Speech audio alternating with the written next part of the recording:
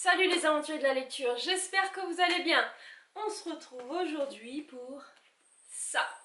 Oui, je vous avais présenté dans ma vidéo sur mes trouvailles livresques, la dernière.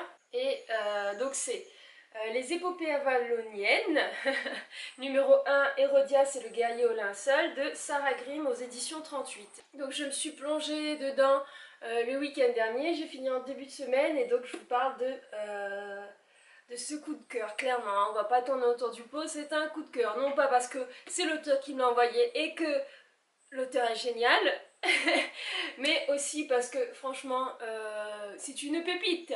Merci. C'est l'histoire d'Hérodias qui habite sur l'île d'Avalon. C'est une jeune novate qui se prépare à devenir prêtresse. Donc elle a été choisie par les dieux d'Avalon pour devenir la prochaine prêtresse d'Avalon. Donc il y a déjà 3 prêtresses sur l'île et c'est la prochaine et elle deviendra prêtresse après s'être accouplée au dieu que je dis pas des bêtises, hein, Cernunnos. Et donc elle va s'accoupler avec son représentant sur Terre choisi par les prêtresses de l'île d'Avalon. Et suite à ça elle deviendra une prêtresse. Je l'ai dit 12 fois prêtresse, je sais pas si vous avez entendu. Donc le souci c'est que Hérodias est un peu particulière, donc déjà elle n'est pas 100% celte, elle est moitié celte, moitié grecque en fait, ce qui est c'est la seule dans ce cas, et en plus elle a déjà des visions, c'est-à-dire qu'elle a déjà une part de magie qui est assez impressionnante en fait, et elle a des visions qui lui présentent la guerre, et elle sait qu'elle va devoir se battre.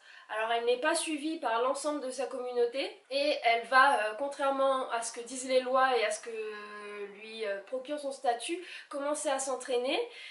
Lors d'une sortie sur le continent, elle va venir en aide à un bateau qui a été dévasté et elle va sauver un seigneur chinois et son ami en fait, donc le seigneur chinois s'appelle Kai et cet homme qu'elle va sauver, elle se rend compte qu'il fait partie en fait de ses visions. L'île d'Avalon n'est pas en paix et d'ailleurs le monde entier n'est pas en paix puisque l'envahisseur chrétien, oui c'est la période où le christianisme s'impose par la violence et notamment par la guerre dans tout le monde et fait notamment la guerre à tous les rites païens et tous les dieux qui ne sont pas le dieu unique, donc Jésus est Dieu quoi. Et donc ça va mettre en grand danger l'île d'Avalon et l'île d'Avalon va être aidée par ces guerriers chinois qui sont venus détruire les chrétiens et aussi par des guerriers vikings. Donc on va voir comment est-ce que Hérodias, malgré sa place de prêtresse, va s'élancer dans cette guerre accompagnée de Kai et accompagnée d'un chef viking. Pourquoi est-ce que j'ai aimé ce livre? Tout simplement parce que quand je commençais à lire, j'ai pas réussi à m'en détacher.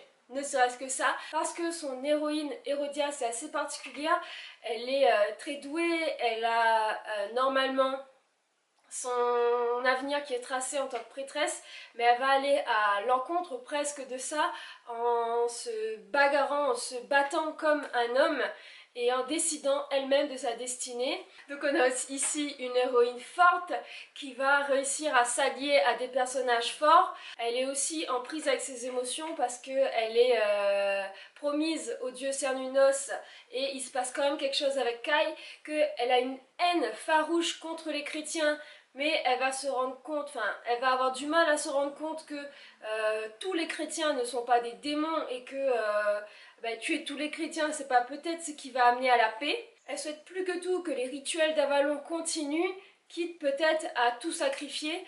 Donc on va voir à quel point ce livre c'est réellement une épopée, c'est-à-dire que c'est extrêmement dense, il se passe beaucoup de choses. C'est pour ça que quand j'ai commencé à le lire, j'ai eu beaucoup de mal à m'en détacher et c'est pour ça que je l'ai lu en 2-3 jours quoi, parce que on veut savoir ce qui va se passer, on veut savoir quelle est la place d'Hérodias et est-ce que comment est-ce qu'elle va faire pour se dépêtrer de tout ça. Les personnages sont super bien présentés, on arrive à s'imaginer tout ce qui se passe, les décors, les caractères de chacun. Sachez que quand vous commencez ça, vous pouvez plus vous arrêter. Et d'ailleurs, je vais très rapidement me procurer le 2 et le 3 parce que Sarah Grimm a sorti le 2 et le 3. Ceux qui sont de Paris et qui sont... Non, ça sera trop tard parce qu'elle est au salon du livre, mais le temps que la vidéo sorte. Mais en tout cas, allez la rejoindre sur son Facebook et sur son Instagram. Et moi je vous invite à le lire parce que, alors j'avais déjà lu un livre sur les mythes d'Avalon, donc La colline du dernier adieu. J'ai pas encore lu, je vous avais parlé tout ce qui était les dames du lac, les dames d'Avalon et tout ça.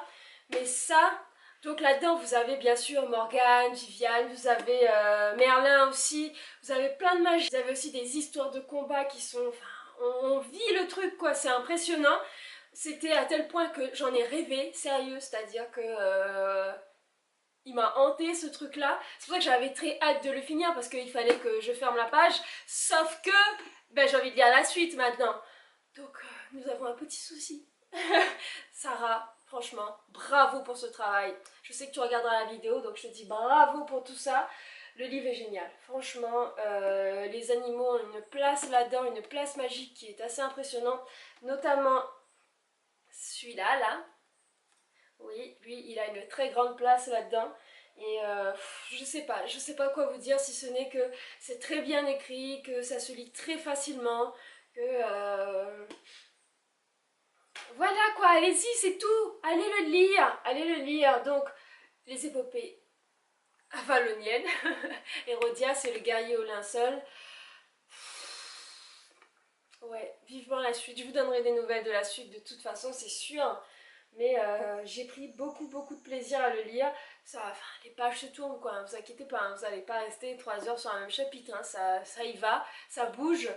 Et ouais... Bon, comme vous l'avez compris, j'ai adoré ce livre. Allez-y, allez le voir, allez suivre l'auteur, elle est géniale.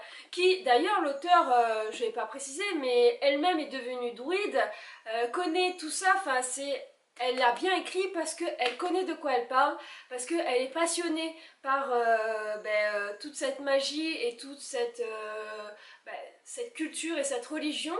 Donc, enfin, elle n'a pas fait semblant d'écrire quoi, c'est-à-dire que elle sait, elle connaît son sujet, elle sait de quoi elle parle. Donc, allez la suivre. Bon, j'espère que la vidéo vous a plu. Je vous dis à ciao, bye les amis.